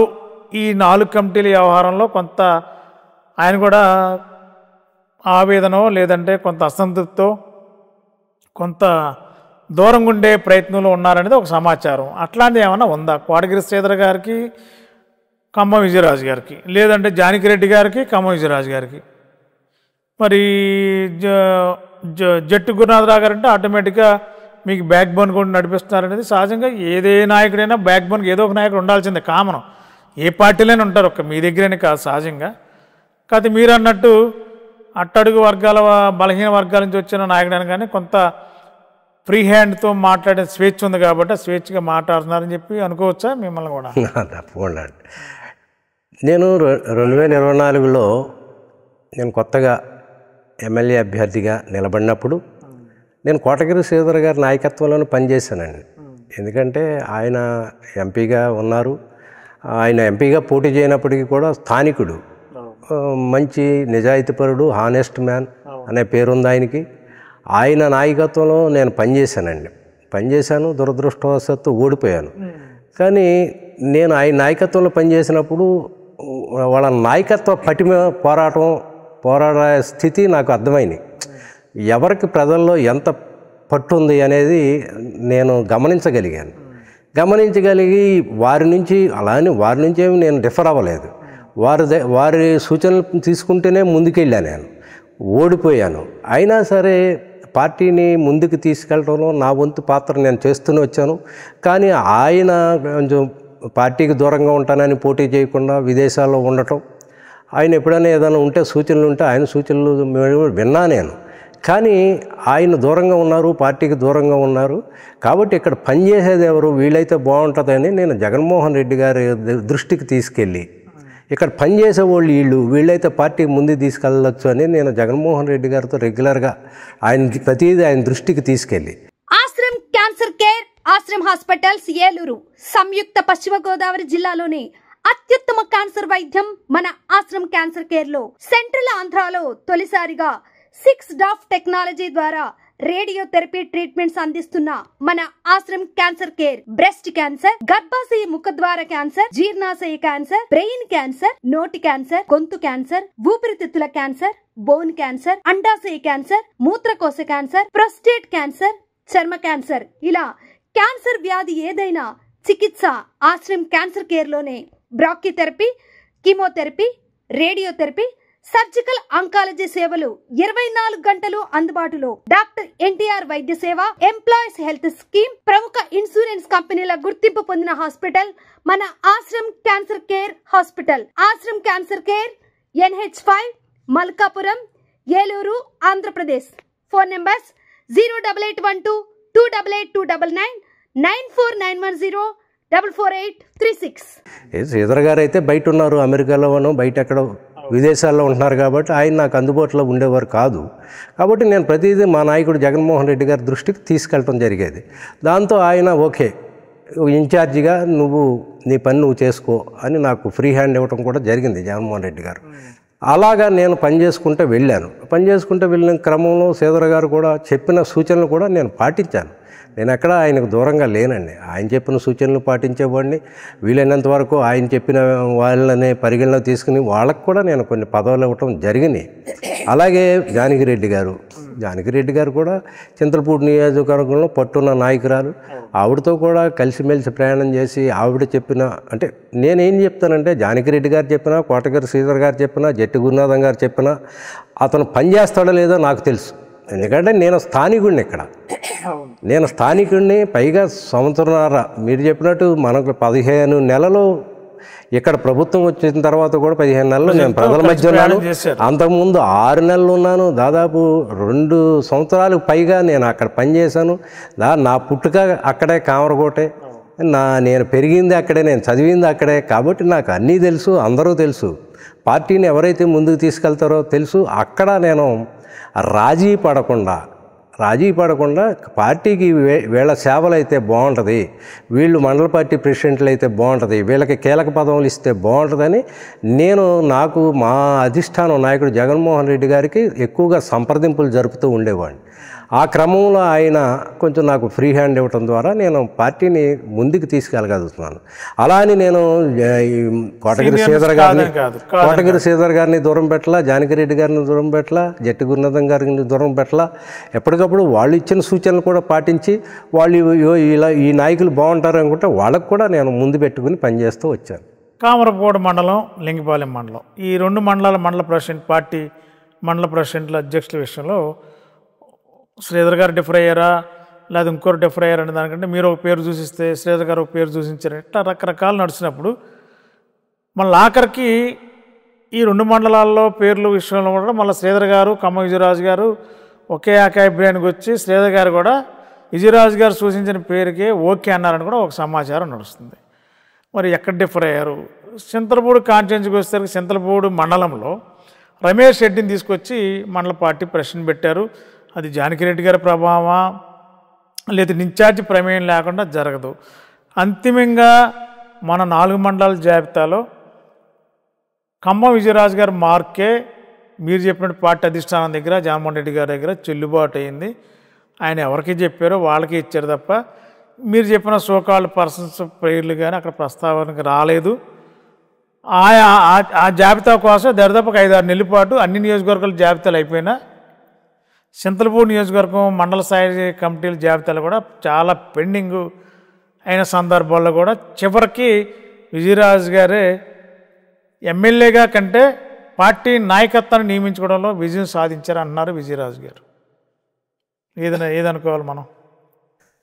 ఇక్కడ ఇందాక మేము చెప్పినట్టు ఏంటంటే శ్రీధర్ గారు, అక్కడేమో జంగారెడ్డి గుండు జట్టి గురునాథం గారు, అక్కడ చింతలపూడికి వచ్చేపాటికి జానకిరెడ్డి గారు, వీళ్ళు నాకు కీలకమైన సూచనలు చేశారు, నేను పరిగణలోకి తీసుకున్నాను. కానీ క్షేత్రస్థాయిలో పనిచేసేది నేను కాబట్టి నాకు ఒక పట్టు ఉంది ఇక్కడ. ఎవరికి ఇస్తే, పైగా సామాజిక వర్గాలు కూడా నాకు బాగా తెలుసు, ఏ సామాజిక వర్గానికి ఇస్తే పని జరుగుద్ది అని నేను కసరత్తు చేశా. ఈ కసరత్తులో భాగంగా శ్రీధర్ గారితో కూడా డిస్కస్ చేశాను. చేసి ఒకవేళ ఆయన ఏదైనా పేరు చెప్తే అది కాదండి ఈ సామాజిక వర్గానికి ఇస్తే ఇక్కడ మెరుగుపడద్దని నేను ఆయనకు కూడా సూచించడం జరిగింది. శ్రీధర్ గారికి కూడా నేను అలా కాదండి ఇలా డిస్కషన్లో ఇలా అయితే బాగుంటుందండి, ఈ సామాజిక వర్గం అయితే బాగుంటుంది. సత్యనారాయణ గారిని మీరు చూసించారా, శ్రీధర్ గారు చూసించారు? నేనే సూచించానండి. సత్యనారాయణ గారిని ఇక్కడ మార్చాలి, కామరకోటలో అక్కడ ఆ సామాజిక వర్గంకి ఇవ్వాలి, రాయంకుల సత్యనారాయణకి ఇవ్వాలి అని నేను సూచించిన మాట నిజమేనండి. అట్లాగా నేను లింగపాలెం కూడా అదే పరిస్థితి. నేను ఏం చేశానంటే నేను ప్రతిదీ డైరెక్ట్గా జగన్మోహన్ రెడ్డి గారితోనే నేను ఆయన సలహాలు సూచనలే తీసుకునేవాడిని. ఇక్కడున్న పరిస్థితులు ఇక్కడ శ్రీధర్ గారితోనూ నేను ఆయన సలహాలు తీసుకునేవాడిని, జానకిరెడ్డి గారు వీళ్ళ సలహాలు తీసుకుంటూ కూడా నాకేదన్నా ప్రత్యేకంగా నాకేదన్నా ఇలా అయితే బాగుంటుంది అనుకున్నప్పుడు నేను జగన్మోహన్ రెడ్డి గారి దగ్గరికి వెళ్ళి ఎక్కువగా సార్ నాకు ఇలా ఈ పరిస్థితి ఎలా ఉంది, ఇక్కడ ఈ పరిస్థితులు ఎలా ఉన్నాయి, ఇలా మనం మార్పు చేస్తే బాగుంటుంది అని ఆయన నోటీసులు ఎప్పటికప్పుడు పెడతా ఉండేవాడిని. అంతేకాకుండా జగన్మోహన్ రెడ్డి గారు కూడా ఏ నియోజకవర్గం అయినా సరే ఇన్ఛార్జే కీలకము, ఇన్ఛార్జి నిర్ణయమే ప్రధానము అని జగన్మోహన్ రెడ్డి గారు ప్లస్ పార్టీ కూడా ఇన్ఛార్జికి అపరిమితమైన అనుమతులు ఇచ్చారు, స్వేచ్ఛ ఇచ్చారు. ఇన్ఛార్జ్ అంటే ఇన్ఛార్జి నోటీసులో లేకుండా ఏ పదవి ఇచ్చే పరిస్థితి లేదు. నేను కూడా వీళ్ళందరితో డిస్కస్ చేసేవాడిని, ఎప్పటికప్పుడు జగన్మోహన్ రెడ్డి గారు నోటీసులు పెట్టేవాడిని, వీళ్ళైతే బాగుంటుంది సార్ మీరు కూడా సర్వే చేసి చెప్పండి అనేవాడిని. ఇక్కడ శ్రీధర్ గారితో కూడా సార్ వీళ్ళైతే బాగుంటుందని వీళ్ళకి చెప్పేవాడిని, జానకిరెడ్డి గారికి చెప్పేవాడిని. ఇట్లా ఇన్ఛార్జ్ నిర్ణయమే ఫైనల్ అనేది పార్టీలో ఉన్న విషయం. జగన్మోహన్ రెడ్డి గారు కానీ మా రీజనల్ కోఆర్డినేటర్ గారు బొత్స సత్యనారాయణ గారు కానీ మా జిల్లా ప్రెసిడెంట్ డిఎన్ఆర్ గారు కానీ ఇన్ఛార్జికి కొంచెం స్వేచ్ఛ ఇవ్వండి, ఇన్ఛార్జి నిర్ణయాలు తీసుకుని ఇన్ఛార్జి అనుమతితోనే మనం మండల పార్టీ ప్రెసిడెంట్లు కానీ ఇవన్నీ తీసుకోవాలని ఏకాభిప్రాయంతో వచ్చారు. అయితే నేను మా లోకల్ నాయకులతో సంప్రదింపులు డిస్కషన్స్ చేయటం ద్వారా కొంచెం డిలే అయింది. ఫైనల్గా ఇన్ఛార్జిగా నేను సూచించిన వ్యక్తులు అంటే నేను అందరితోనూ డిస్కస్ చేసి మీరు అనుకున్న పేర్లే వచ్చినాయి. కాబట్టి ఇందులో నేను ఎవరిని విభేదించింది లేదు. నేను అందరితో సంప్రదింపులు చేసుకుని వీళ్ళు ఈ ఈక్వేషన్ మీద నాకు ఒక ఈక్వేషన్ ఉంది, పార్టీని ఇవాళ ప్రతిపక్షంలో ఉన్నాం, మనం పోరాటం గట్టిగా చేయాలంటే బలమైన నాయకులు బలమైన సామాజిక వర్గం కావాలి, వాళ్ళ ముందు పెట్టుకోవాలి ఎందుకంటే ఇది ఎస్సీ నియోజకవర్గం కాబట్టి సామాజిక వర్గం రీత్యా బలమైన వాళ్ళు కావాలి, వాళ్ళ ముందు పెట్టుకోవాలి. ఆ ఉద్దేశంతో రకరకాల ఈక్వేషన్తో నాకు తెలియకపోయినా యుద్ధతంత్రంతోనే, ఎందుకంటే నాకున్న పరిజ్ఞానం నేను తెలియకపోయినా మేధావుల్ని రాజకీయ మేధావులతో చర్చించి నిర్ణయాలు తీసుకుని పార్టీ బలోపేతం చేయటానికి నేను ఈ ప్రక్రియ చేశాను. దీంట్లో నేను ఎవరిని విభేదించింది లేదు, అందరినీ కలిపి. ఒక దశలో శ్రీధర్ గారు ఆయన అన్నారా లేదా అనేది బయట నుంచి వచ్చిన సమాచారం. బహుశా మీరు అన్నట్టు కోటగిరి శ్రీధర్ గారు చాలా సౌమ్యుడు, నిజాయితీపరుడు, ఎక్కడ కూడా అవినీతికి అవకాశం లేకుండా పనిచేసిన పార్లమెంటు సభ్యుల్లో ఏలూరు పనిచేసిన ఎంపీల్లో కోటగిరి శ్రీధర్ గారు ఒకరు. దాంట్లో నో డౌట్, అది మీకు తెలుసు, మీడియా పరంగా కూడా మాకు తెలిసిన విషయం. సహజంగా ఏం కోరుకుంటారు, ఒక జిల్లా స్థాయిలో లేదా ఎంపీ స్థాయిలో ఉన్నప్పుడు సహజంగా ఈ పని క్యాడర్ వచ్చినప్పుడు నాకు పలానా చోటకి కావాలన్నప్పుడు అది ఇన్ఛార్జి చేయడం లేదా అక్కడ ఉన్న ఎమ్మెల్యేకి చెప్పి ఇలా చేంజ్ పడడం అడ్వైజ్ చేస్తారు. సహజంగా కమెండింగ్ చేయరు. బహుశా ఈయన కూడా సహజంగా శ్రీధర్ గారు కమెండింగ్ చేసే నేచర్ కాదు. కానీ మరి చుట్టుపక్కల క్యాడర్ వచ్చేసి మీద పడిపోయి మీరు చెప్పిన పేరు కూడా న్యాయం జరగట్లేదు కాబట్టి ఇంకా మేము ఎందుకని చెప్పి తిరగబడే రోజుల్లో అప్పుడు విజయరాజు గారు ఉండాలా పార్టీలో, కోటగిరి శ్రీధర్ గారు ఉండాలా అనేది ఒక పెద్ద డిస్కషన్, సీరియస్ డిస్కషన్ కూడా నడిచింది అనేది ఒక సమాచారం. అలాంటి పరిస్థితి ఏమైనా వచ్చిందంటారా మీకు తెలిసి? నాకు తెలిసి అలాంటి పరిస్థితి అయితే రాలేదండి. నేను ముందే చెప్పాను, మీరు చెప్పినట్టు శ్రీధర్ గారు ఒక నిజాయితీ గల నాయకుడు, ఎప్పటి నుంచో తండ్రి గారి దగ్గర నుంచి ఆయన రాజకీయాల్లో సుదీర్ఘమైన అనుభవం ఉంది, ఎంపీగా చేశారు, మంచి పేరే ఉంది ఆయనకి. అయితే ఏంటంటే ఎలా ఉంటుందంటే ఆయన విదేశాల్లో ఉండటం వలన కొంచెం దూరంగా ఉండటం వలన జనాలకి ఆయన ఇక్కడికి వచ్చేది కూడా ఎప్పుడో రేర్గా రావటం. ఎందుకంటే ఆయన ముందే చెప్పారు, నేను ఒక 5 ఏళ్ళు ఉండను కాబట్టి నేను కంటెస్ట్ చేయట్లేదని ముందే చెప్పారు. కాబట్టి ఆయన దూరంగా ఉండటం వలన ఇక్కడ నేను అయినా సరే ఆయన మాటకి గౌరవిస్తూనే ముందుకెళ్ళాను. కాబట్టి నేను ఇక్కడ ఏం చెప్పానంటే మీకు ఇందాక చెప్పినట్టు ఇక్కడ ఎవరు పని చేస్తున్నారు, ఎవరు పని చేయట్లేదు, ఎవరిని యాక్టివ్గా ఇన్ఛార్జికే తెలుస్తుంది.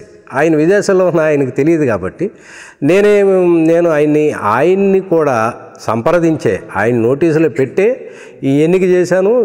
కాస్త కూస్తా ఇంకా అక్కడ ఏమంటుందంటే వాళ్ళ తరపున కొంతమంది మనుషులు ఉంటారు కాబట్టి వాళ్ళు ఏదైనా వాళ్ళు మాట్లాడితే మాట్లాడి ఉండొచ్చు, కానీ శ్రీధర్ గారు అయితే అలా మాట్లాడారు. ఆయన అయితే అలా అనరు, పెద్ద మనిషి, ఆయన వ్యక్తిత్వానికి అలా అనే మనిషి శ్రీధర్ గారు కాదు. ఆ గ్యాప్ అయితే ఏమీ లేదండి. అనుచరులు సహజంగా కామెంట్ చేస్తారు కాబట్టి. అయితే ఈ కొంత మీరు అన్నట్టు ఆయన కుటుంబ బాధ్యతలు, పిల్లలు, ఎడ్యుకేషను కొంచెం దూరంగా ఉండొచ్చు. మరి ఎలక్షన్ టైంలో మళ్ళీ వచ్చి యథావిధిగా పనిచేయచ్చు. ఒక దశలో ఈ మధ్యకాలంలో వార్తలు చూస్తుంటే శ్రీధర్ గారు పార్టీలో ఉంటాని ఏదో వేరే పార్టీలోకి వెళ్ళి ఆలోచన చేస్తున్నారని నాకున్న సమాచారం కూడా దాదాపుగా శ్రీధర్ గారు ఆయనకున్న మెంటాలిటీకి, జగన్మోహన్ రెడ్డి గారికి శ్రీధర్ గారికి ఉన్న మంచి స్నేహ సంబంధానికి, ఒక నమ్మకానికి కోటగిరి శ్రీధర్ గారు 100కి 150% పార్టీ మారనేది మాలాంటి సీనియర్ జర్నలిస్టులు చూస్తున్న కోణాన్ని బట్టి అర్థమవుతుంది. మరి బయట క్యాడర్ ప్రచారం చూస్తే త్వరలో పార్టీ మారతారట, వేరే పార్టీలోకి వెళ్తారట అన్నారు. అలాంటి పరిస్థితి వస్తే శ్రీధర్ గారిని మీ పార్టీలో ఉంచుకోవడానికి మీ ప్రయత్నాలు ఇన్ఛార్జిగా కొనసాగుతాయా? వెళ్ళనీయకుండా ఆపుకోగలరా? లేదంటే వెళ్ళే వాళ్ళని ఏం ఆపగలం అనే ఆలోచనకు మీరేమైనా వచ్చే అవకాశం ఉంటుందా? సార్ శ్రీధర్ గారు నాకు తెలిసి వెళ్ళారండి. ఎందుకంటే ఆయనకి జగన్ గారితో అత్యంత సన్నిహితులు, ఈ పార్టీలో ఉన్నారు. నా గెలుపు కూడా పాపం ఆయన కృషి చేశారు. దురదృష్టవశాత్తు ఎదురుగాల్లో మనం ఏం చేయలేం, పోరాటం చేసాం. నాకు తెలిసి శ్రీధర్ గారు వెళ్ళరు. అయితే ఆయన కొంచెం రాజకీయాలకు దూరంగా బయట ఉంటున్నారు కాబట్టి కొంతమంది రకరకాల ఫీలర్స్ వస్తుంటాయి. కొంతమంది వెళ్ళిన వాళ్ళు కూడా ఒకళ్ళిద్దరు వెళ్తే వాళ్ళు ఏం చేస్తారంటే వాళ్ళు కొన్ని ఆందోళనకరమైన వాతావరణం సృష్టించడానికి ఇలాంటి మాటలు ఫీలర్స్ ఇస్తుంటారు. కాబట్టి ఆయన నాకు తెలిసి వెళ్ళరు. ఒకవేళ ఆయన ఏమైనా వెళ్ళే పరిస్థితి ఉన్నా నేను వెళ్ళి అవసరమైతే రిక్వెస్ట్ చేస్తాం. ఇప్పటికే మేము అందరితోనూ మాట్లాడుతున్నాం, అక్కడ లోకల్ నాయకులందరితో మాట్లాడుతున్నాం. శ్రీధర్ గారు ఒకవేళ ఏదైనా పార్టీ మారే ఆలోచన వస్తే ఎట్టి పరిస్థితుల్లో మీరు వెళ్ళి తప్పకుండా పార్టీ మారకుండా చూసే బాధ్యత మీదే. మాదే తప్పకుండా. ఆయన మాకు గురువు లాంటి వాళ్ళే. ఎందుకంటే అది ఇద్దరం ఒకే మండలం. ఈ 4 మండలాలకి ఒక బీసీ అభ్యర్థి లేడు మండల ప్రెసిడెంట్గా. అందరూ ఓసీ సామాజిక వర్గాలను పెట్టారు. మరి బీసీలకి ఒక మండలం కూడా ఇవ్వలేకపోయారు అనేది ఒక అభియోగం ఉంది మీ నియోజకవర్గంలో. ఏంటి ఆ ఈక్వేషన్లు ఎక్కడ తేడా వచ్చింది? మీరు అన్నట్టు ఒక ఎస్సీ రిజర్వ్ నియోజకవర్గంలో మిగిలిన సామాజిక వర్గాలకి ప్రాతినిధ్యం, వాళ్ళకి ఉన్న అవకాశాలు కల్పిస్తే రేపొద్దున వాళ్ళు మీకు రాజకీయంగా మోరాలిటీ ఉండడానికి, సపోర్ట్ అవ్వడానికి బాగుంటుందని మీ కోణం ఆలోచిస్తున్నారు. కానీ మీ మండలంలో ఈ 4 మండలాల్లో బీసీలు కూడా అధికంగా ఉన్నారు కదా, వాళ్ళకి ఒక మండలం ఇస్తే బాగుంటుంది కదా అని ఒక అభిప్రాయం బయట నడుస్తుంది. మీ ఏలూరు మరియు జంగారెడ్డిగూడెం చందన బ్రదర్స్ లో జూన్ 21 నుండి ప్రారంభం ఆడి అండ్ శ్రావణం డిస్కౌంట్స్ నజరానా. అన్ని రకాల వస్త్రాలపై అప్ టు 60% డిస్కౌంట్. స్పెషల్ కౌంటర్లో 1+1 మరియు 1+2 కాంబో ఆఫర్స్. 899 రూపాయలకే 3 తంచుయి ఫ్యాన్సీ సారీస్, 999 రూపాయలకే 2 గంగా పట్టు సారీస్, 119 రూపాయలకే సూరత్ సారీ, 3500 రూపాయలకే 2 సింధూర్ పట్టు సారీస్, 189 రూపాయలకే రియాన్ ప్లాజో బోటమ్, 199 రూపాయలకే క్లాసిక్ బ్రాండెడ్ లెగ్గిన్స్, 888 రూపాయల వర్క్ డ్రెస్ మెటీరియల్స్ పై 45% ఆఫ్, 999 రూపాయలకే 3 మెన్స్ టీ షర్ట్స్, 1199 రూపాయలకే 3 మెన్స్ షర్ట్స్, 899 రూపాయలకే మెన్స్ జీన్స్ కాటన్ ట్రౌజర్స్ పై ఫ్లాట్ 50% ఆఫ్, 299 రూపాయల గర్ల్స్ ప్లాజో బాటమ్స్ పై 50% ఆఫ్, 449 రూపాయల గర్ల్స్ కాటన్ ఫ్రాక్స్ పై 60% ఆఫ్, 599 రూపాయల బాయ్స్ షర్ట్స్ పై 60% ఆఫ్. విచ్చేయండి Chandana brothers shopping mall, Eluru మరియు జంగారెడ్డిగూడెం. మీరు అన్నట్టు కరెక్టే. ఇప్పుడు మండల పార్టీ ప్రెసిడెంట్లు ప్రతిపక్షంలో ఉన్నాం. ఇవాళ ఈ బీసీ ఎస్సీ ఓసీ ఈక్వేషన్ చూసే పరిస్థితి లేదు. ఈ ప్రతిపక్షంలో మనం ఈ 4 ఏళ్ళు 5 ఏళ్ళు పార్టీని నడపాలంటే పనిచేయాలంటే కులం పనిచేయదండి. ఇక్కడ పనిచేసే సామాజిక వర్గం పనిచేసే వ్యక్తులనే తీసుకున్నాను నేను. పార్టీ అంటే కష్టపడి 24 గంటలు అదే పని మీద ఉండి కష్టపడే మనుషుల్నే నేను సెలెక్ట్ చేశాను.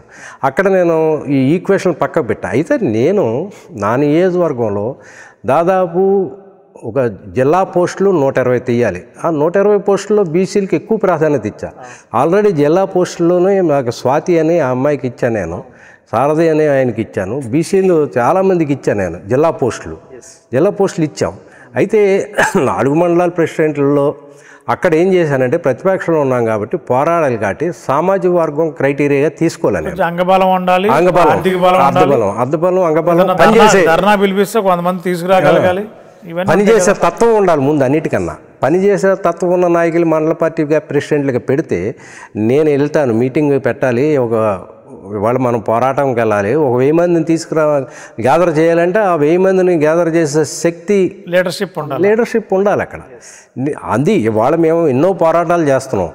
మా దగ్గర చింతలపూడిలో జిల్లా పోరాటంలోకి ఎప్పుడు వచ్చినా సరే చింతలపూడి నుంచి మీరు గమనించండి, అత్యధిక జనాభా చింతలపూడి నియోజకవర్గం నుంచి వస్తారు. ఏ పోరాటానికైనా జిల్లా స్థాయిలో మీటింగ్కైనా మా దగ్గర చింతలపూడిలో జరిగినా జంగారెడ్డిగూడెం జరిగినా ఏ పోరాటానికైనా అత్యధిక సంఖ్యలో మా దగ్గర వస్తారు. ఎందుకంటే నేను అలాంటి నాయకుల్ని ఎంపిక చేసి కాబట్టి ఇక్కడ బీసీ అనేది నేను చూడలేదంటే బీసీ పోస్టులు ఇచ్చేవలసిన చాలా పోస్టులు ఉన్నాయి. వేరే కేటర్లో ప్రయారిటీ ఇచ్చా, జిల్లా పోస్టులు ఇచ్చా, స్టేట్ పోస్టులు ఇచ్చా, బీసీల్లో చాలా పోస్టులు ఇచ్చానండి. ఇక్కడ వాళ్ళు ఏమంటారంటే కొంతమందికి మరి ఏదో ఇప్పుడు ఆరోపణ చేసేవాళ్ళకి ఏదో ఒకటి ఆరోపణ వెతుకుతారు కాబట్టి దాన్ని మనం పట్టించుకోక్కర్లేదు అంటాను. ఎందుకంటే ఈ బీసీలకి నేను చాలా ఎక్కువ దాదాపు 50-60% నేను పదవులు ఉన్నాయి నా దగ్గర. ఇన్ని ఇచ్చాను, జిల్లా పదవులు ఇచ్చాను, స్టేట్ పదవులు ఇచ్చాను, మండల పదవులు ఇంకా ఉన్నాయి, మండల కమిటీలు ఉన్నాయి, మండల అనుబంధ విభాగాలు ఉన్నాయి, మళ్ళీ ఈ అనుబంధ విభాగాలకి మళ్ళీ కమిటీలు ఉన్నాయి. ఇట్లా ఎన్నో పోస్టులు ఉన్నాయి, అన్నీ ఇస్తాను. బీసీలని నేను ఎక్కడ తక్కువ చేయలేదు, తక్కువ చెయ్యను కూడా. ఇప్పుడు మీకు వైఎస్ఆర్సీపీ జెడ్పీటీసీలు ఉన్నారు, ఎలా ఉంది వాళ్ళ ప్రయాణం? మీతో ఎలా ఉన్నారు? వాళ్ళు అంతా బాగానే ఉన్నారండి. వైఎస్ఆర్సీపీ జెడ్పీటీసీ మా జంగారెడ్డిగూడెం జెడ్పీటీసీ గారు. ఎందుకని పొలనాటి బాబ్జీ గారు సహజంగా అంత కాంగ్రెస్లో ఉన్నప్పుడు కాంగ్రెస్ నాయకుడికి ఉండేవాడు జంగారెడ్డిగూడెంలో. వైసీపీలోకి వచ్చిన వైసీపీ జెడ్పీటీసీ ఆగ్రహంగా ఎన్నికేడైనా మళ్ళీ సడన్గా ఆల్ ఆఫ్ ది యూటర్న్ తీసుకుని మరి జనసేనలోకి వెళ్ళారు. కారణాలు ఏమై ఉంటాయి? ఆయన వ్యక్తిగతంగా రాజకీయంగా భవిష్యత్తు రాజకీయాలు దృష్టిలో పెట్టుకుని ఒకవేళ డీలిమిటేషను పునర్విభజన నియోజకవర్గాలు జరిగితే, ఒకవేళ జంగారెడ్డిగూడెం ఏదైనా నియోజకవర్గం అయితే, అప్పుడేమన్నా జనరల్గా అయితే ఆయనకి ఏమైనా ఒక అవకాశం రాజకీయ భవిష్యత్తు ఉంటుందని ఏమైనా ఆలోచనతో వెళ్ళారనుకోవాలా? లేదు అంటే ఆయన కూడా ఒక విధంగా చెప్పాలంటే శ్రీధర్ గారికి ఒక ముఖ్య అనుచరుడని కూడా ఒక టాక్ మీ నియోజకవర్గం అంతా ఉంది. మరి ఆయన సైలెంట్ ఏడిగాడు శ్రీధర్ గారు కొంత, అంటే ఆయన పార్టీకి దూరం కాదు, ఆయన వ్యక్తిగత పనుల నిమిత్తం కొంచెం సైలెంట్ అయినా మరి ఆయన అనుచర కోణంలో ఒకరుగా అనుకున్న పొలనాటి బాబ్జీ గారు విజయరాజు గారిని విభేదించే కావాలనే వైఎస్ఆర్సీపీ వదిలి జనసేనలోకి వెళ్ళారనేది చింతలపూడి నియోజకవర్గంలో జరుగుతున్న పెద్ద చర్చ ఇది. ఈ హాట్ కామెంట్లు, ఈ హాట్ టాపిక్లో మరి ఇన్ఛార్జిగా మీరు ఎలా రెస్పాండ్ అవుతారు? మీరు అన్నట్టు ఇప్పుడు బాబ్జీ గారు వెళ్ళారంటే బాబ్జీ గారు గంటాప్రసాద్ గారితోనే వెళ్తారనేది ఒక టాక్ వచ్చింది ఫస్ట్ నుంచి. టీడీపీలోకి గంటాప్రసాద్ గారు పార్టీ మారకముందు బాబ్జీ గారు, గంటాప్రసాద్ గారు, ఇంకొంతమంది జడ్పీటీసీలు కలిసి ప్రయాణం చేసి టీడీపీలోకి వెళ్తున్నారు. అప్పుడే వచ్చింది అది మేమే ఇచ్చాం ఫస్ట్ ఎంటీవీ ద్వారానే.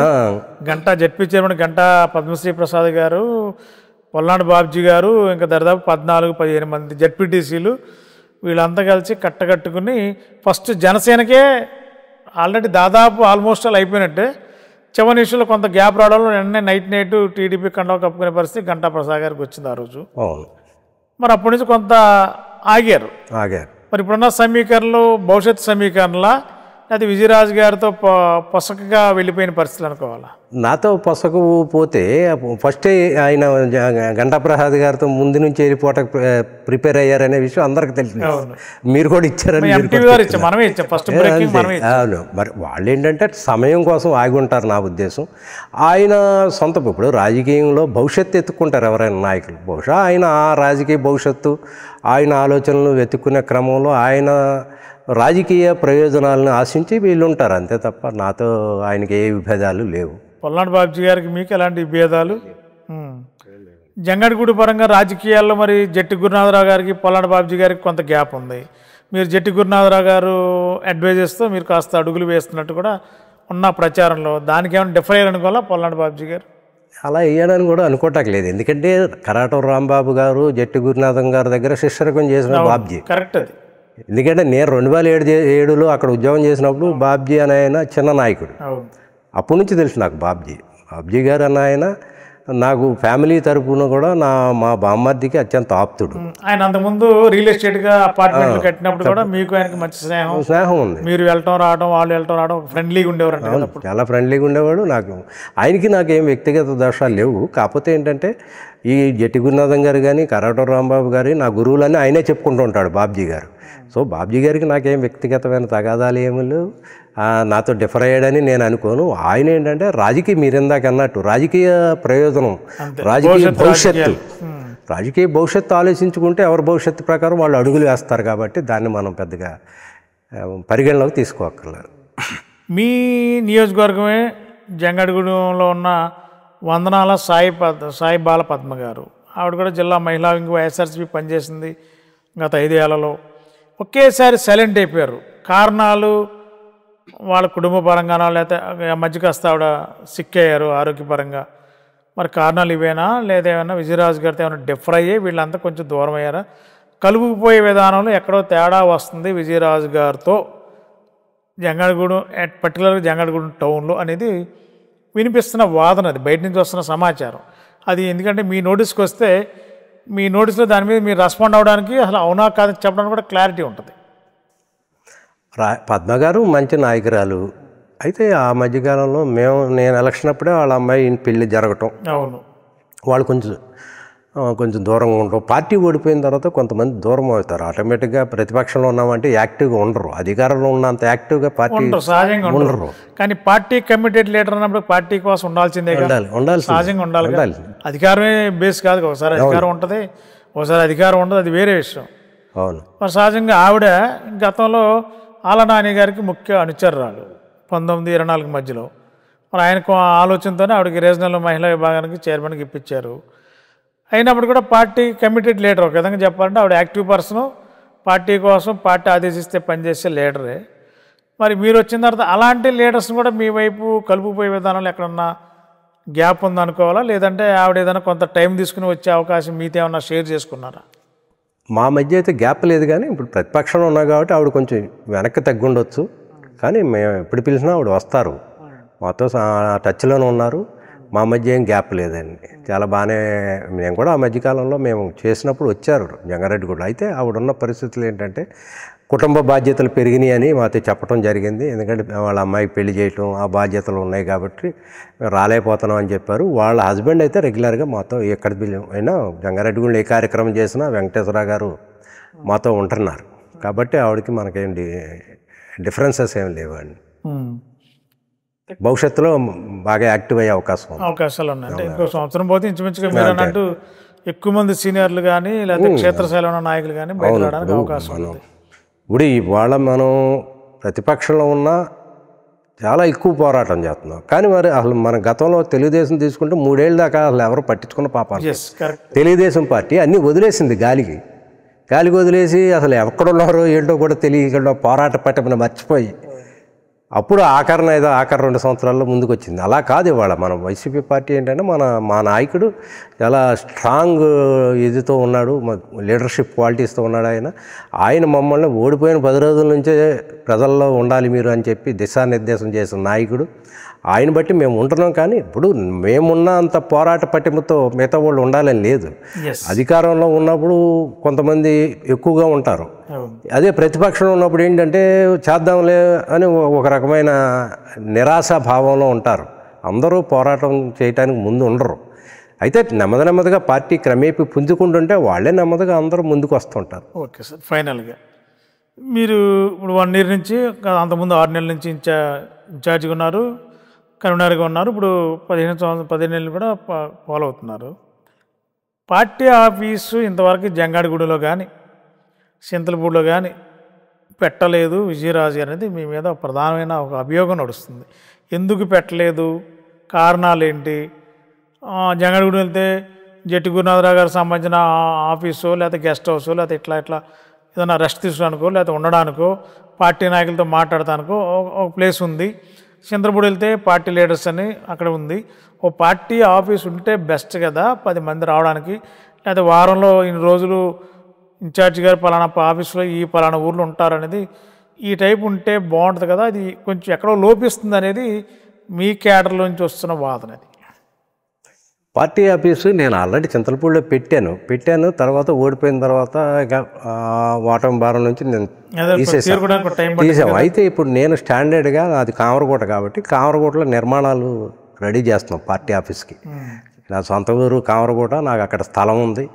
అక్కడ నేను నిర్మాణాలు రెడీ చేసుకున్నాను. పార్టీ ఆఫీసు కామరకోటలోనే ఉంటుంది, పెడతాం. ఇకపోతే చింతలపూడి జంగారెడ్డిగూడెంలో మండల పార్టీ ప్రెసిడెంట్ వ్యవస్థ వచ్చింది.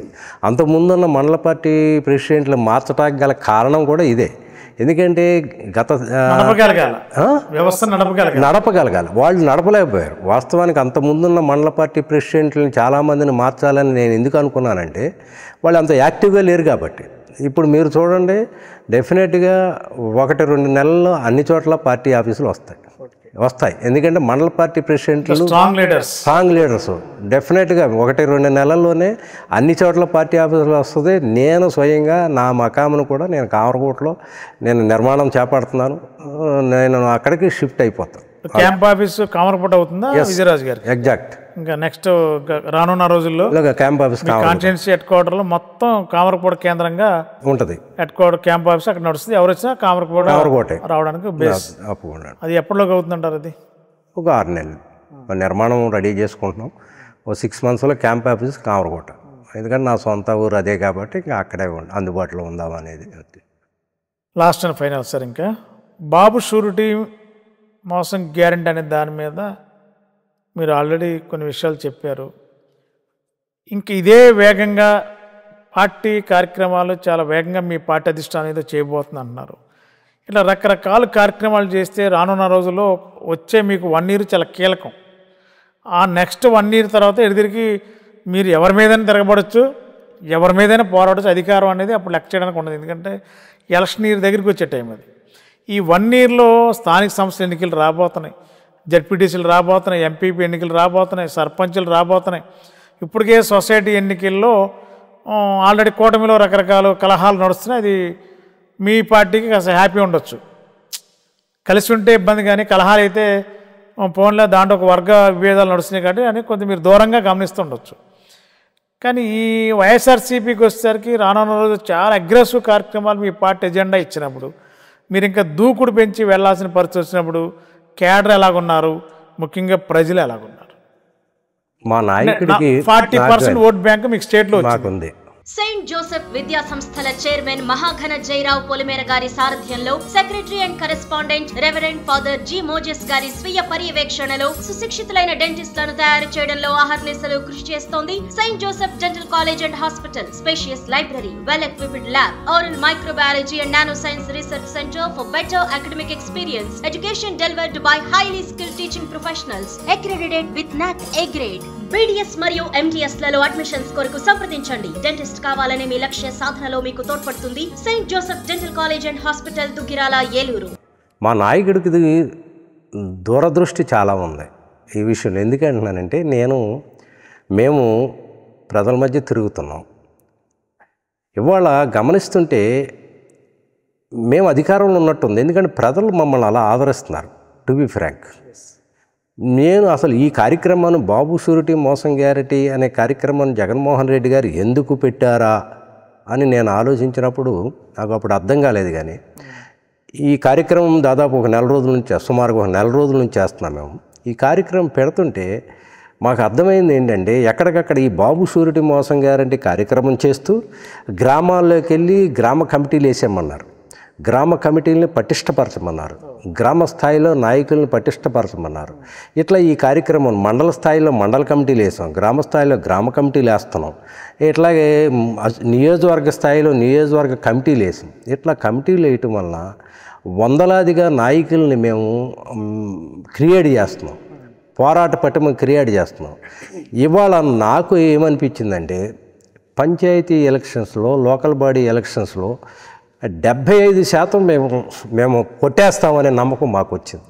అంటే ఇక్కడ నాకు గమనించి ఇలా తిరుగుతూ జనాల్లో నేను తిరుగుతున్నప్పుడు ఇదంతా మా నాయకుడి యొక్క దూరదృష్టి అని నాకు అనిపించింది. ఆ నాయకుడు ఏం చేస్తున్నాడంటే, బాబు షూరిటీ మోసం గ్యారెంటీ అనే కార్యక్రమం మీద మమ్మల్ని అందరినీ, పార్టీని సంఘటితపరిచి, పార్టీని మొత్తం అందరూ కూడా ఏకతాటి మీదకి తీసుకొచ్చి గ్రామ స్థాయి నుంచి మండల స్థాయి నుంచి నియోజకవర్గ స్థాయి వరకు పోరాట పటిమని పెంచి డెఫినెట్గా లోకల్ బాడీ ఎలక్షన్స్లో విజయ కేతనం ఎగరేయటాకే మా నాయకుడు ఏర్పాటు చేసిన కార్యక్రమం ఇది బాబు షూరిటీ మోసం గ్యారెంటీ అని నేను అనుకుంటున్నాను. ఎందుకంటే చంద్రబాబు నాయుడు గారు అటర్ ఫెయిల్యూర్. ఈ ఫెయిల్యూర్ని ప్రజల దృష్టికి మేము తీసుకెళ్తున్నాం. ఆల్రెడీ ప్రజల దృష్టిలో అదే ఉంది. మేము ఎప్పుడైతే ప్రతిపక్షంలో అయ్యా చంద్రబాబు నాయుడు గారు మిమ్మల్ని ఇంత మోసం చేశారు, ప్రతి ఇంటికి 1,00,000, 2,00,000, సంవత్సరానికి 3 లక్షలు రావాలి, ఎగనామం పెట్టేశాడు ఆయన. ఇక ఆయన ఇచ్చిన వాగ్దానాలు అమలు చేసే పరిస్థితి ఆయన దగ్గర లేదు, దివాళా తీసేసాను అంటున్నాడు, రాష్ట్రం అప్పుల పాలైంది అంటున్నాడు.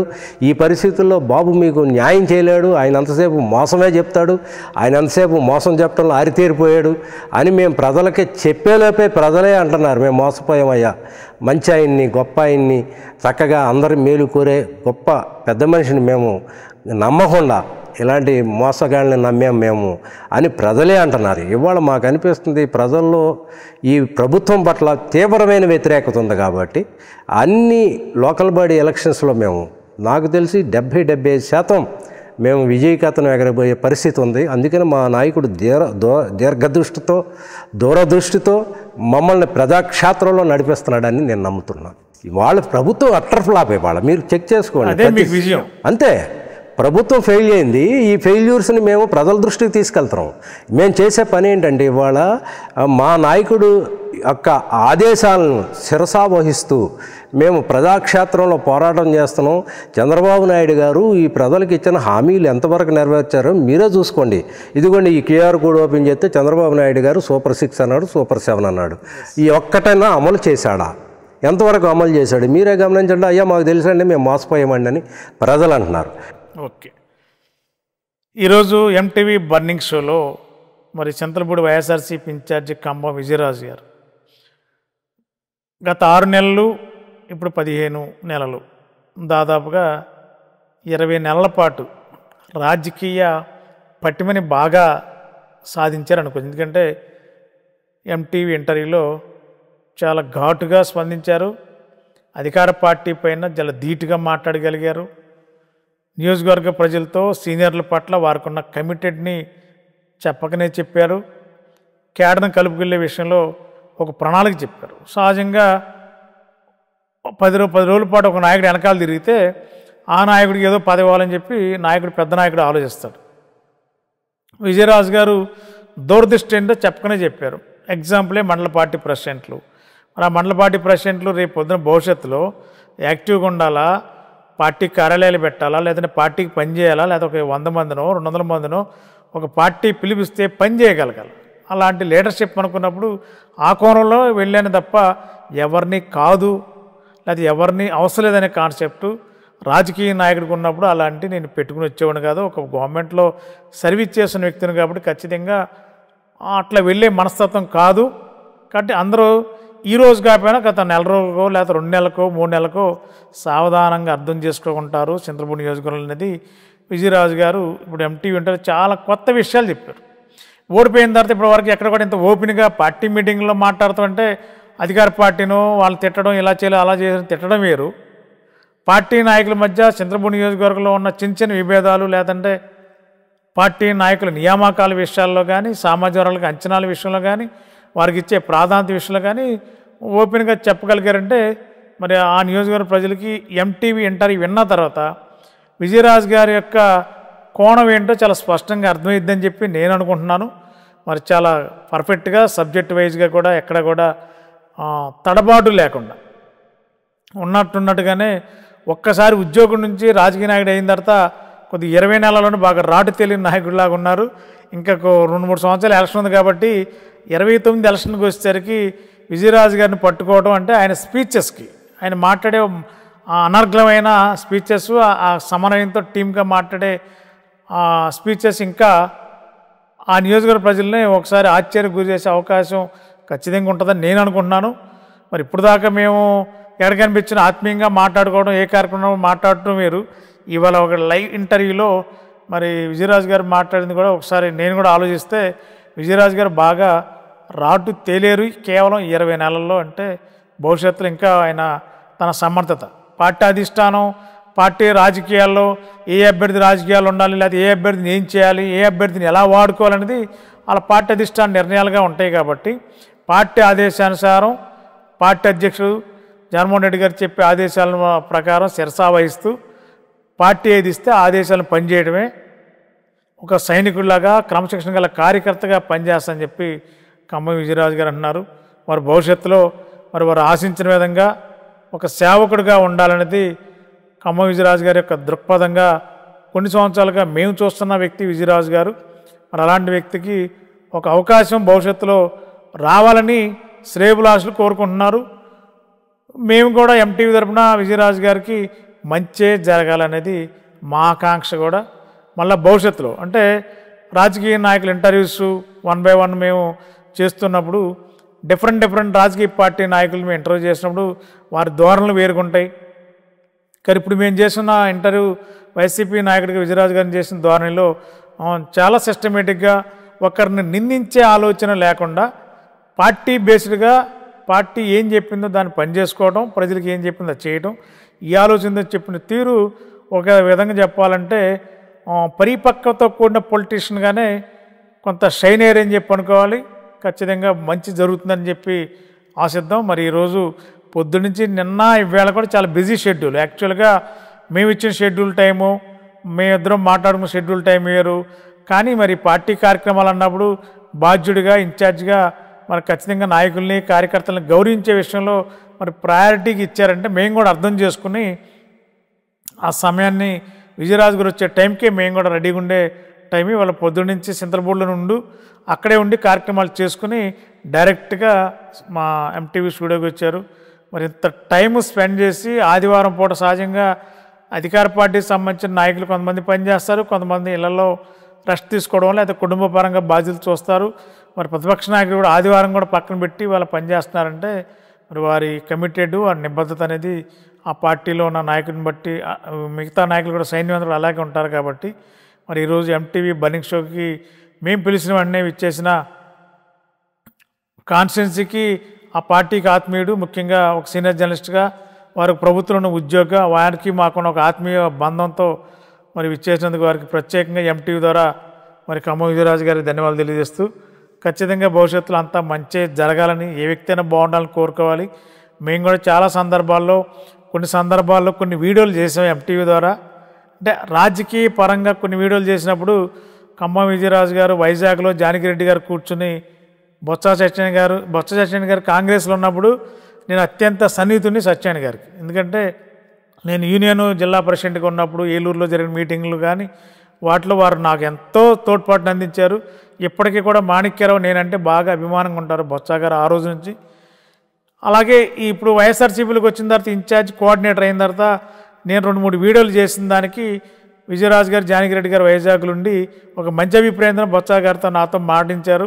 నేను ఉన్నది చెప్పాను. ఆ రోజు ఇన్ఛార్జీలు మారుస్తున్నారని, లేకపోతే మండల పార్టీ ఇన్ఛార్జీలు కొంతమంది చేంజ్ చేస్తున్నారని చెప్పి ఆ రోజు నాకున్న సోర్స్ మాత్రమే రాజకీయ పరంగా, స్టేట్ పరంగా నాకున్న పార్టీ ఆఫీసులు, అన్ని పార్టీ ఆఫీసుల్లో ఉన్న సోర్స్ ఆధారంగానే సమాచారం ఇచ్చాను తప్ప విజయరాజు గారి మీద కానీ లేకపోతే ఇంకెవరి మీద ఇచ్చినా వేరే భేదాభిప్రాయాలు కానీ వేరే ఆలోచన మాకుండదు. ఆ రోజున్న సబ్జెక్ట్ ప్రకారమే ఇవ్వగలిగేవి తప్ప వేరే ఉద్దేశాలు ఏమాత్రం ఉండవు. విజయరాజు గారు కూడా అలాగే అర్థం చేసుకున్న మనిషే కాబట్టి స్పాంటేనియస్గా తీసుకుని అర్థం చేసుకుని ఈ కోణంలో వాళ్ళు ఇచ్చారని, మీడియా పరంగా ఇచ్చారంటే ఎంతో కొంత ఎక్కడో చోట ఏదో సంథింగ్ ఈజ్ దేర్, ఏదో జరుగుతుంది అనేది ఒక ఇండికేషన్ ఇస్తాం. మీడియా అనేది ఇండికేషన్, ఒక ఇండికేటర్ లాంటిది. మనం రైట్ సైడ్ వెళ్ళాలంటే సిగ్నల్ ఎలా ఇస్తాం కారుకి, అలాగే ఇండికేషన్ లాంటిది. కాబట్టి ఆ ఇండికేషన్ లాగే భావించుంటారని చెప్పి మేము అనుకుంటూ మరొకసారి విజయరాజు గారు ప్రత్యేకంగా ధన్యవాదాలు తెలియజేస్తూ ఈ ఎంటీవీ బర్నింగ్ షో కార్యక్రమాన్ని ఇంతటితో ముగిస్తున్నాం. Thank you.